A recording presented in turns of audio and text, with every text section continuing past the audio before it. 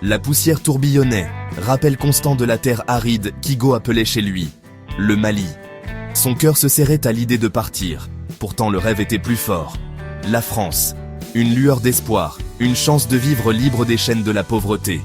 Pendant 6 longs mois, Igo a travaillé sous le soleil impitoyable. Chaque goutte de sueur, un acompte sur son avenir. Il économisait chaque franc gagné, se refusant même les plaisirs les plus simples. Ses maigres repas étaient les consommés avec la conscience que chaque bouchée le rapprochait de la liberté. Sa petite chambre, témoignage de son sacrifice, aux murs nus résonnant de ses prières silencieuses.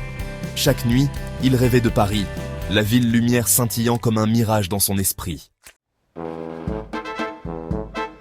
La lune cachait son visage, enveloppant la plage d'obscurité. Un groupe se blottissait nerveusement, leurs silhouettes se détachant sur la mer agitée. Parmi eux se tenait Igo, les yeux grands ouverts, mélange puissant de peur et d'excitation. Le radeau de fortune tanguait dangereusement, fragile esquif, portant leurs rêves sur l'immensité de l'eau. Des adieux murmurés flottèrent en l'air, chaque syllabe chargée de peurs inexprimées.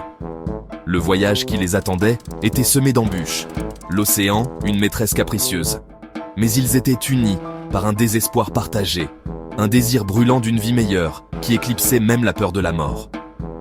Alors que le radeau s'éloignait du rivage, ils laissaient derrière eux non seulement leur maison, mais aussi une partie d'eux-mêmes. Les jours se confondaient avec les nuits sous le regard implacable du soleil.